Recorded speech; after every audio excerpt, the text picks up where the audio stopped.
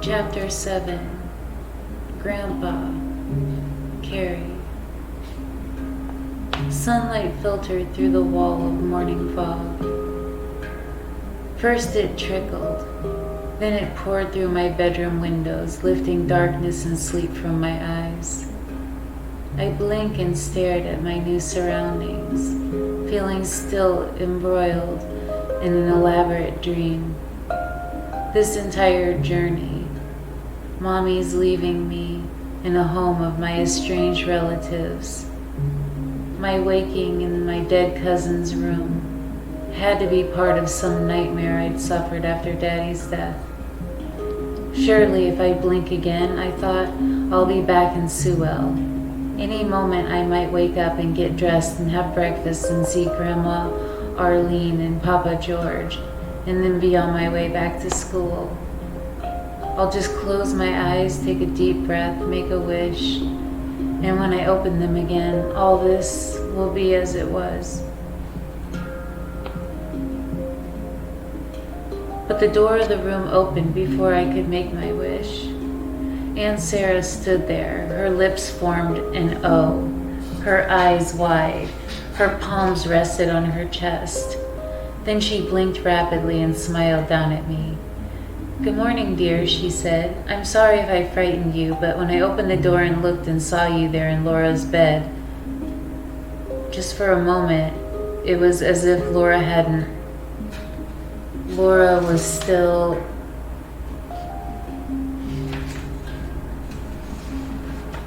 here. Did you sleep well?" "Oh, but of course you did," she said, answering her own question. "Laura's bed is so comfortable, isn't it?" I rose on my elbows and sat against the headboard and ground the traces of sleep from my eyes. "What time is it?" "Oh, it's early. We rise early. Jacob wanted me to wake you with everyone else, but I told him you had such a tiring day yesterday you needed a little extra sleep. Carrie and your uncle, Jacob, have been down for more than an hour preparing the boat. I've already made them and Roy breakfast." "Roy?" "Jacob's assistant." "Oh, then Maya's up too?" "Yes, she's eating breakfast." Aunt Sarah spotted something and entered the room. She and Carrie will be off to school soon, but that's all right. Aunt Sarah went to the dresser and moved the picture of Laura back to the exact place that it had been. She turned to me. "You and I will have to have a little time together, and then we'll walk to school, stopping at Laura's grave in the cemetery. I visit her every morning." She returned to the doorway. "Come down as soon as you're ready." She took a deep breath and closed her eyes. "It's going to be a glorious day, I can feel it." She left the closet door and then left. I gazed at the picture on the dresser. I had obviously not put it back exactly where I'd found it. The room was brightening with the strengthening morning light. More than ever, I felt like I was invading a shrine. I feel guilty enjoying the things my cousin Laura should be enjoying. Her bed, her clothes, her beautiful vanity table. Nevertheless, after I showered, I put on the dress that Aunt Sarah had chosen for me to wear on the first day at my new school. I had seen it was important to her that I do, so I didn't have the heart to refuse. I gazed at myself in the mirror. Were there any resemblances between me and my dead cousin? There were none that I could see beyond the general things, both of us about the same height and weight when she was my age. Our hair color wasn't the same, nor our eyes, nor the shapes of our faces. Carrie and May were already gone by the time I went downstairs. I knew the dress would fit. I just knew it. Aunt Sarah flitted around the kitchen excitedly. She had prepared something called flippers. Fried dough accompanied my eggs. It was good. She sat and sipped coffee. watching me eat, describing the town, the school, the places Laura enjoyed, and the things Laura liked to do. She was always in school plays. Were you ever in a school play? No, but I was in the school talent show playing my fiddle.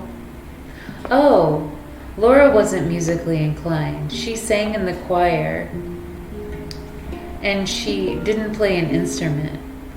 She thought a moment, then smiled. I imagine she could have, though. Laura could do just about anything she put her mind to. I was so different, Aunt Sarah continued. I only went as far as high school.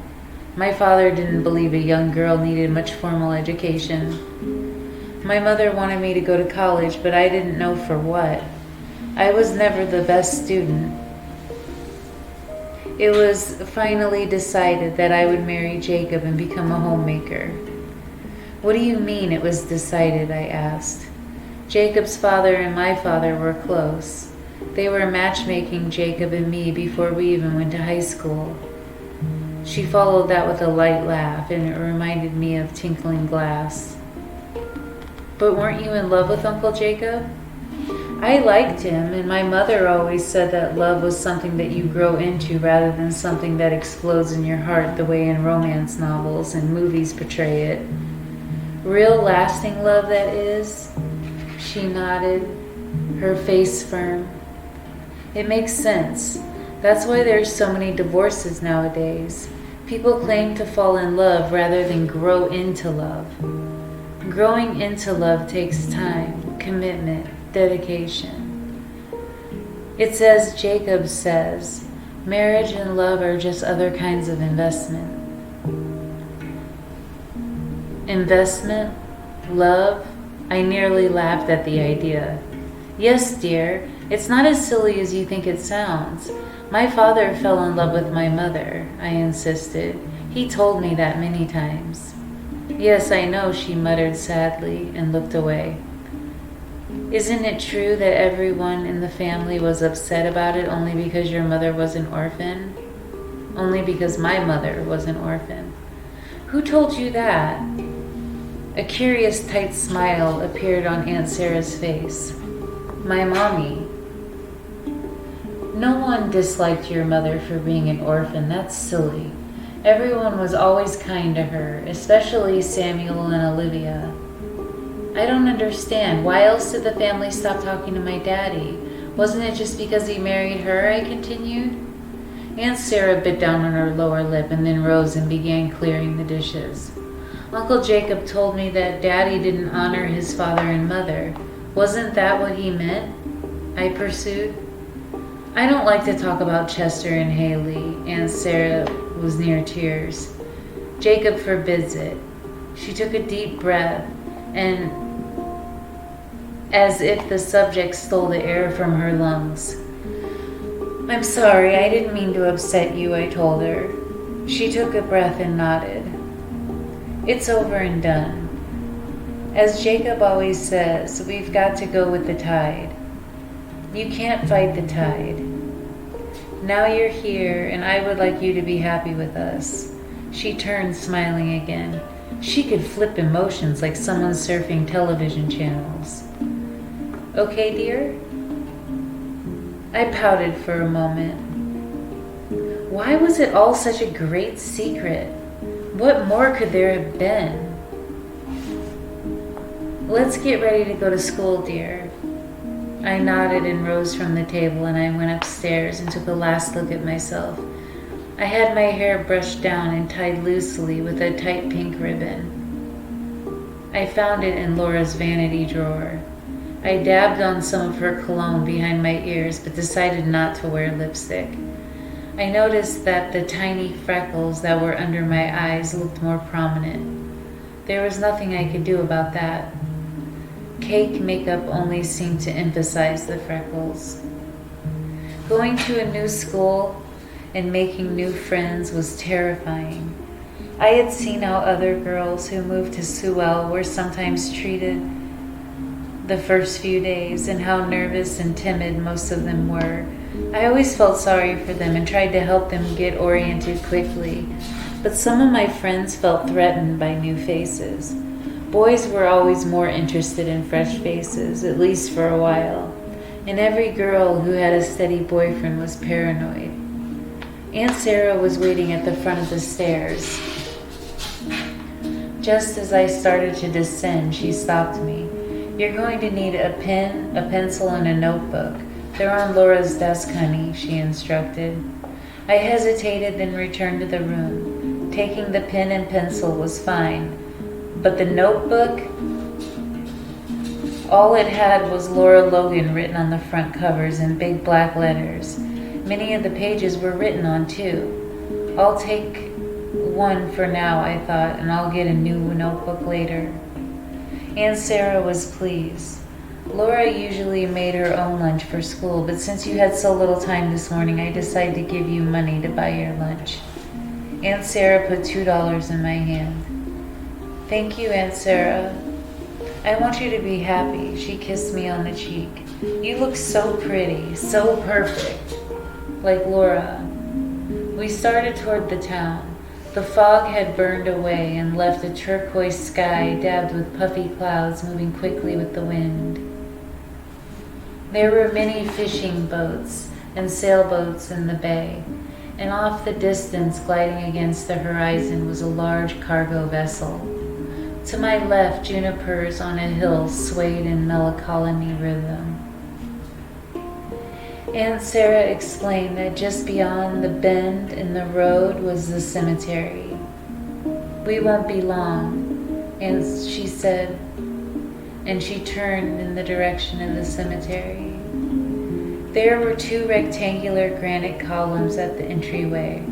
Atop each column was a sculpted bird that looked like a raven. The cemetery road was graveled and forked just at the entrance. We went left and then again left, stopping at Logan's plots. Laura's headstone was a soft shade of gray. Under her name, Laura Ann Logan, and her dates inscribed. "Let the saints be joyful in glory, and let them sing aloud on their beds." Aunt Sarah knelt at the grave site and placed a deep red wild rose against the monument. She closed her eyes and prayed, and then turned to me and smiled. Laura loved the red roses the most.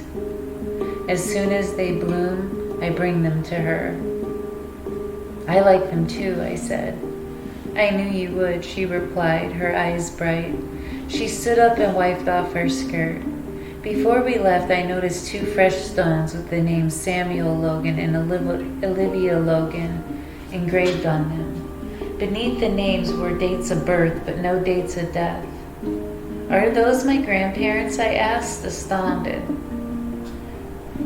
Sure it would be done the way he had wanted it done. She laughed. "Samuel put stones in this year. The Logans don't trust anyone, even their own.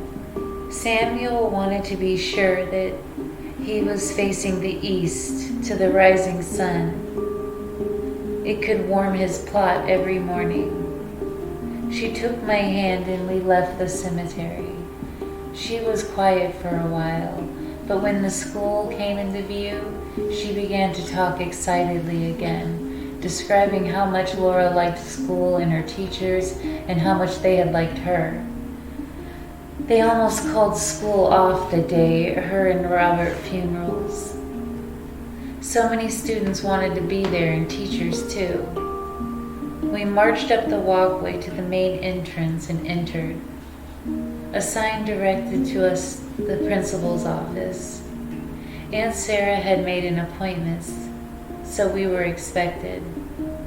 The principal's secretary, Miss Hennett, greeted us with a warm smile and gave me papers to fill out while we waited to see the principal. "Mr. Webster, so this is your niece?" Mrs. Hennett said to Aunt Sarah. "Yes, isn't she pretty?" Miss Hennett nodded. She was a thin, spidery woman with long, skinny arms and salt pepper hair cut into short curls that hung against her scalp in tiny springs. While I filled in the information on some of the forms, Aunt Sarah and Mrs. Hennett discussed the town and upcoming tourist season and the fall's cranberry harvest. Aunt Sarah gave Mrs. Hennett the letter that Mommy had written authorizing Aunt Sarah to act as my guardian. "All right," Mrs. Hennett said, pressing my paperwork. "I'll send for the school records right away." "You'll find that she's been an excellent student," Aunt Sarah assured her. "She has accepted that on faith, but I was confident everyone would be pleased with my grades." "Unless something has changed," Mrs. Hennett continued, "this will be your schedule." She handed me a card listing my classes, rooms, and teachers. Then she knocked on the principal's door and announced our arrival. Mr. Webster was a short, stout man with light, thinning brown hair, a firm mouth, and a thick nose. His cheeks had a crimson tint, and his dark brown eyes were roofed and bushy. He greeted Aunt Sarah warmly and scrutinized me for a moment before offering his hand and smile. "Please sit," he said, gesturing to the chair in front of his desk. Aunt Sarah sat beside it. "West Virginia, eh?" he said, gazing at my file. "Coal mining country. Tell me a little about your school there." I described it simply. He wanted to know more about my extracurricular interests than my schoolwork, it seemed. And when I told him that I played the fiddle, he raised those bushy eyebrows, gazed at Aunt Sarah, and then nodded at me. "That will be different," he said.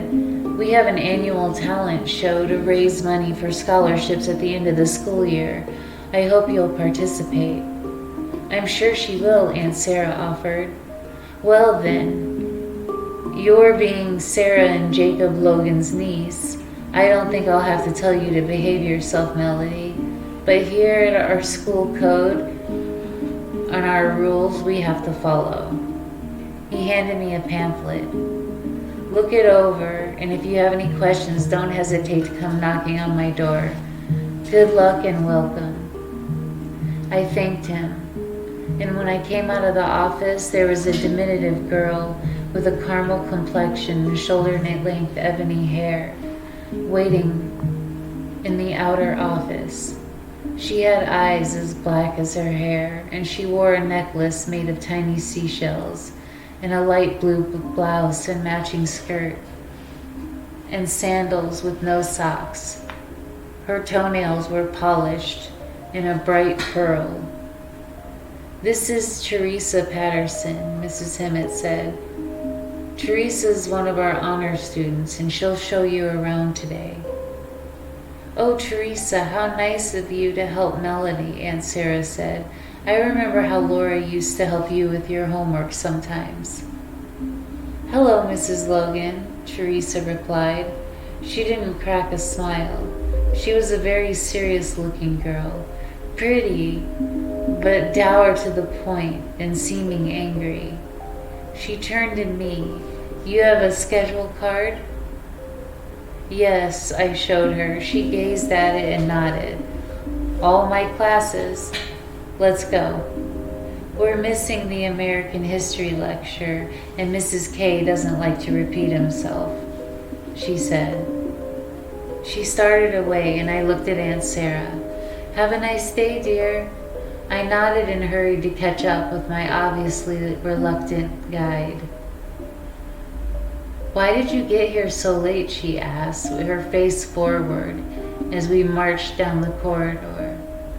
"I had to visit my aunt this morning. She wanted to bring me to school herself, and she always stops at the cemetery first to see Laura's grave. She drowned almost a year ago." Teresa glanced at me, her right eyebrow raised, Don't you think I know that? She paused and turned. Do you know who I am? Why they picked me to show you around? I shook my head. No. I'm Teresa Patterson. My father is Roy Patterson. His slave works for your Uncle Jacob. So naturally, they just assumed that I should slave for you. She added and walked on. Welcome to your new school, I thought, and hurried to catch up with Teresa. School was not much different here than what it had been in Sewell, I decided. The desks were the same type.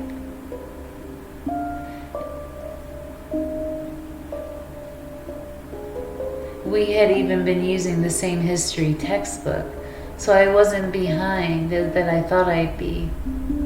In fact, I had read enough ahead to actually raise my hand and answer the question on the first day, even though I was full of thousands of anxieties. The teacher, Mr. Catlin, who the students called Mr. K, was obviously impressed. Teresa simply offered me a smaller smirk. Did you take algebra too? She asked as soon as the bell rang and we ended the period. Yes. Good. Then I won't have to do much, she commented. Let's go.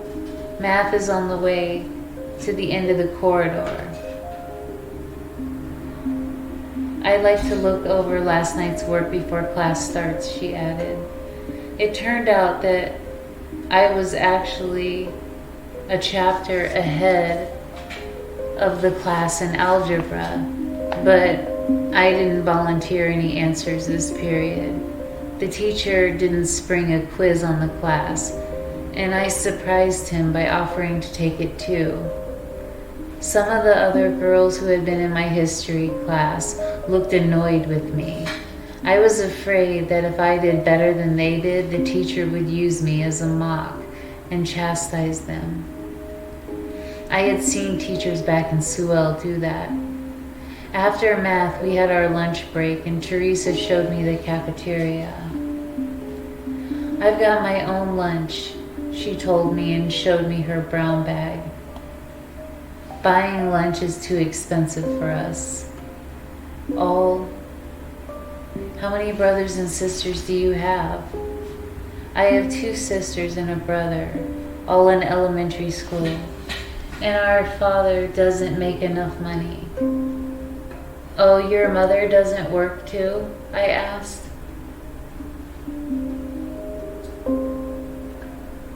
My mother's dead, she said sharply.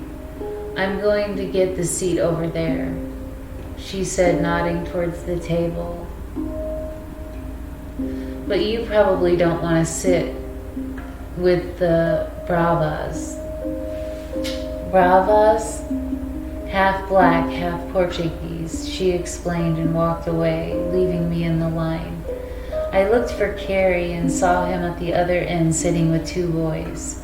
He was a senior, so I knew he wouldn't be in any of my classes, but I was hoping we could at least see each other at lunch. He looked my way but made no gesture for me to join him. Instead, he continued to talk to his friends. Alone in the large room full of strangers, most of whom were staring at me, made me feel like a proverbial fish out of water. What better place to feel like that, I thought, than Cape Cod? The idea brought a smile to my face, and I turned toward the food counter. Hi, a tall, slim, brown-haired girl appeared beside me.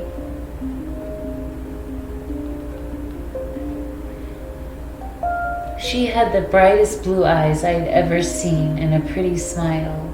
I'm Lorraine Randolph. She offered her hand and we shook. Melody Logan, I said. I know. This is Janet Parker. Lorraine nodded to a dark brunette who had harder features and dull hazel eyes. She had 2 prominent pockmarks on her forehead too, and being large-breasted was quite in contrast to Laura Randolph. Hi, Hi, she said. I'm Betty. The shortest of the three pushed herself between Janet and Lorraine. She had her dark blonde hair cut in a page boy and wore a cap to match her designer blouse and skirt. She was the only one of the three who wore earrings. She had a gold necklace and a ring on every other finger, too. Hi, I said. So you're Grandpa's cousin, huh? Betty asked. Grandpa? I smiled, confused. Carrie Logan? We call him Grandpa, Lorraine explained. We moved down the food line. Carrie? Why? Because he acts like it, Betty exclaimed. Don't you know your own cousin? We just met, actually, I replied and chose my lunch. I moved quickly, not comfortable with Betty's tone of voice. They followed and Lorraine asked me to sit at their table. I wanted to walk over to Carrie's table, though he hadn't invited me, but I didn't want to turn down any prospective new friends either. How come you just met Carrie? Janet asked before putting her half hot dog into her mouth. We live too far away from each other for our families to see each other. That seemed to satisfy them.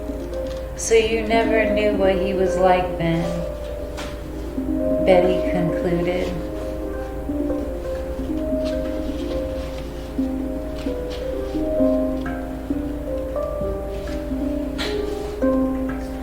What do you mean, what he was like? I asked.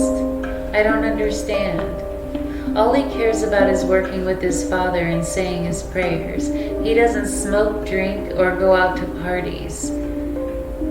He talks to us as if we're all... What? I asked. Jezebels, she said. They all laughed. What?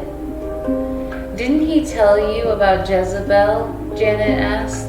I shook my head. Betty leaned towards me. Jezebel was the wife of Ahab and worshipped pagan gods. It means a wicked woman, Lorraine explained. If you don't know your Bible, you're in for hell and damnation living with Grandpa, Betty said. I know my Bible, I said defensively. I just didn't understand why Carrie would call you that. You will once you get to know him better. And he starts to call you that, Betty told me. I gazed at Carrie. He was looking at us with some interest. He didn't smile, but when our eyes met, he seemed to soften and nod slightly. I continued eating my lunch, answering questions about life in Sewell, West Virginia, the music I liked, movies and TV shows I watched. The girls acted as if I had come from some foreign country. You can forget about television as long as you're living with the Logans, Janet said. Why? They don't have a television set, right? I thought about it for a moment and then, amazed, I hadn't noticed one myself. No, they don't. I wonder why. Television is full of sinful acts, Betty quipped. Grandpa doesn't even know what the Beatles sang. He still thinks that we're talking about insects. Lorraine said. Their laughter attracted the attention of everyone around us. I felt guilty sitting there listening to them mock Carrie. You shouldn't make fun of him, I said. He and his family have suffered a great loss. They all stopped smiling and laughing. You mean Laura? Betty said. Yes, did you know her well? Of course we knew her, Lorraine said. They exchanged glances and continued to eat. Silence fell over the table, and those who had been looking at us, listening and smiling along with them, turned back to their own conversations. My aunt is still very upset, I continued, angry at how cruel and insensitive they seemed to be. It was a terribly tragic incident, wasn't it?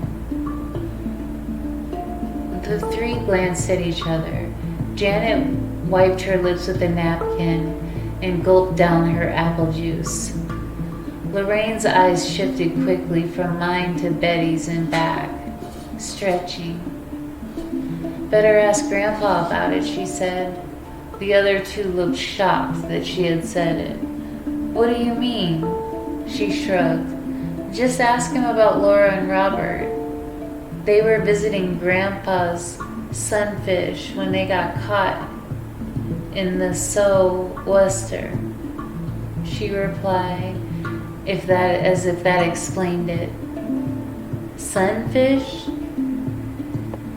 "It's a shell with one snail in it," Lorraine said. "Not the sort of boat to be out in when the weather hits," Betty continued. "Grandpa knew better than anyone. He was born with a wave and came with the tide." They laughed again. "I don't understand. What are you trying to say?" "We're not saying anything," Betty replied quickly, her smile evaporating. "And don't tell anyone that we did." The bell rang and I stared at all three of them for a moment and stood up. "Where do we dump our trays?" I asked. "Just follow Teresa. She knows how to clean off tables," Janet told me. I rushed from their annoying laughter. It was making my blood boil. I followed all the others to an opening in the wall, and the trays and dishes were placed in there. Teresa waited for me there. "Making new friends?" she asked dryly. "More like enemies," I responded. Her eyebrows lifted. I thought I even detected a slight tight smile on her lips. "English is next," she said. "We're reading Huckleberry Finn." I read it. Teresa paused and turned to me. "You did? Good. Then maybe you can help me for a change." "I'd love to," I shot back. My voice was tight and as firm as hers. She stared at me a moment, then smiled warmly for the first time. Her pearl black eyes brightened and laughed. I laughed too. Betty, Janet, and Lorraine stared at us as we walked past them in the corridor. "Do the witches from Macbeth have English now too?" I asked Teresa. "Witches?" She gazed at Lorraine, Janet, and Betty. "Oh yeah."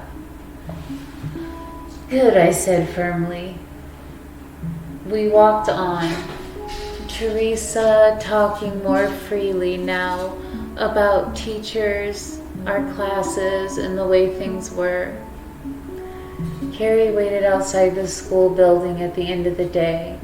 He looked up sharply when we appeared.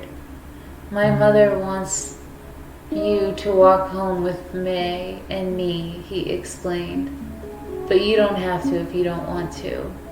"I do," I said. He started walking quickly. "Are we walking or running?" I asked, keeping up with him. He glanced at me. "I don't like to be late for May," he said. "She doesn't know how to get home by herself?" I asked innocently. He stopped and spun on me. "She's deaf. She might not hear a car when it crosses the street." "I bet she would look carefully first," I said. "She's a bright girl." "Why take the chances?" he said. "She needs to feel like she can be on her own," I told him. "She's only 10. There's plenty of time for that. Besides, we're wasting time standing here arguing." "We're not arguing," I said, trying to keep up with his pace. "I see that you made friends with the most popular girls at school already," he commented. "I'd rather be friends with Teresa Patterson," I replied. He shot a glance at me and a look of surprise on his face. "She's a brava." "So? If you hang out with them, then the others won't be friendly. You won't be included in their gossiping, and you'll never get invited to their wonderful parties." "I'll risk it," I said. Although he didn't turn back to me, I saw a smile form. May was waiting patiently for us at school. She broke into a wide, happy smile when she saw that I had come with. She ran to us, but Carrie signed quickly. Whatever he told her calmed her down, and she walked with us, holding his hand. Aunt Sarah stood at the front of the house when we arrived. She rushed to us, her face full of expectation. I could tell by the way that she was gazing when we came up the street. I think it made Carrie uncomfortable. I heard him mumble something under his breath as he quickened his pace, tugging Mary along.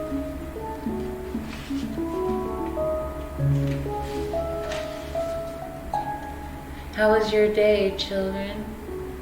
The same as always, Carrie muttered and walked through the gate past her quickly. May paused to tell Aunt Sarah the news. It's so good to see the three of you come down the street instead of only two. Was school okay? Did you make new friends, dear? It's hard to make friends on the first day, I replied. Of course, she said. I would love a glass of iced tea. My mouth is dry. That sounds nice. Did my mother call? I asked hopefully. Her smile wilted like a flower. No, not yet. I tried not to look disappointed. I'll just go change into something else.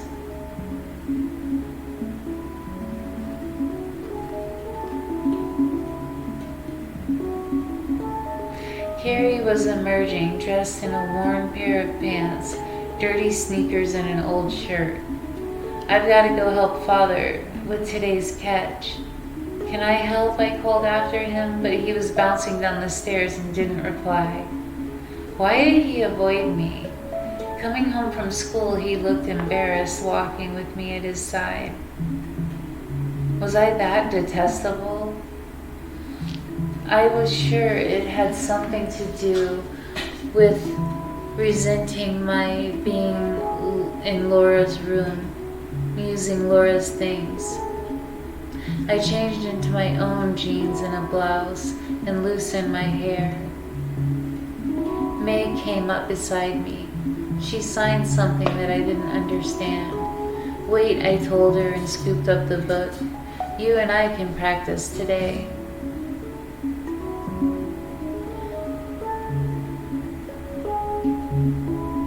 She nodded and I took her hand and we descended the stairs. Aunt Sarah called from the kitchen. Is that you, dear? And May and me, I replied. She appeared with only one glass of iced tea in her hand. Come and sit with me a minute on the porch, she said, handing me the glass. Thank you, but doesn't May want any? May started to nod. May has something to do.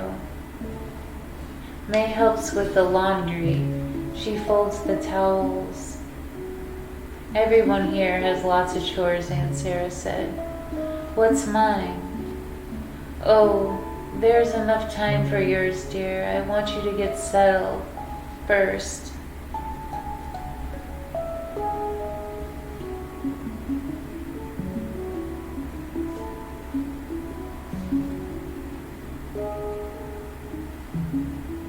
Aunt Sarah led me to the porch. Tell me about your day in school. Laura used to describe everything that had happened when she was at school. She sat in the rocker and I sat on the small bench. A tiny song sparrow perched itself on the red maple tree and paraded as to show off its plumage. The afternoon sun had fallen behind the thin air and clouds, and a cool breeze passed through our clothes. and it gave me a sudden chill. I looked toward the beach where the sunshine was strong. I told her how I felt, and she listened attentively. She looked down disappointed, as if I wasn't telling her what she wanted to hear. You didn't make any friends with anyone yet? Teresa Patterson is nice, I said, and she grimaced. You should make friends with the daughters of better families in town, dear. That's the way that you'll meet nice, respectable young men, she smiled. You're too pretty not to exceed. It's what I always told Laura, and sure enough, she hesitated as she'd forgotten what to say. We're gonna have the next tide up, Jacob says. What's the next tide? It's when the moon is in its third quarter, and then the fourth quarter, and then the third quarter. The beakers could be seen as high as 7 feet. Stay away from the water tonight, she added, and sighed deeply. Laura went out on the neap tide and never came back. I never laid eyes on her face again. She shook her head slowly. Only Robert's body was recovered. But Laura has a grave, I said. Yes, and I have a monument there for her. I can go there whenever I want and talk to her. That's why I know she'd want me to give you this. She dug in her dress pocket. Hold out your left hand. I did so, and she put a gold charm bracelet around my wrist and locked it before I could resist. Oh, it looks perfect on you. I can't take this, I said. It isn't right. Laura would want you to have it, and that's what's right. It'll bring you good luck. You were born June 12th, right? Yes, I said, holding my breath. She widened her smile. Don't you know, dear? Know what? Laura was born June 12th. You're both Gemini. Don't you see? I shook my head, still holding my breath. Gemini are twins. That was Laura's sign. That's Carrie's sign, and it's your sign, she said. Isn't that wonderful? I don't know anything about astrology, I said. One night when it's clear, I'll show you your constellation. Laura and I used to love to look at the night sky. Maybe May can show me the cranberry bog, I suggested. Aunt Sarah nodded, disappointed that I didn't want to sit and talk some more. She reluctantly told May about my request. May beamed and took my hand and urged me to follow. Come right back, Aunt Sarah called to us. We will, I promise. May pulled my hand harder, and I laughed as we broke into a run around the rear of the house. Carrie was on the boat working with his father and Roy Patterson. It looked as if he was gazing our way, but he didn't wave. May led me to the top of the hill, and I looked down at the cranberry bog. It was all in bloom. It looked like the second sea of pale pink. May gestured widely with her hands. I'm sure she was explaining the planting and the flooding, the draining, the harvesting of berries. It was frustrating not to understand. Hey, Carrie barked. Get her back to the house. He made some gestures and May stood up. Using my new skills, I thanked her and she hugged me. When I looked back, I saw Carrie glaring at us. He lowered his head and then plodded after Uncle Jacob. I took May's hand and we followed. May showed me the cranberry bog I told him when he got back. He was in the living room with Uncle Jacob. It's beautiful, he snorted. See if you think it's beautiful when it comes harvest time. He cut quickly past me to go upstairs. If I'm still here, I called after him. Couldn't I say anything that would please him? Go see if Sarah needs anything. May looked at me, wondering, I was sure, about what all the dark faces meant. I smiled at her reassuringly.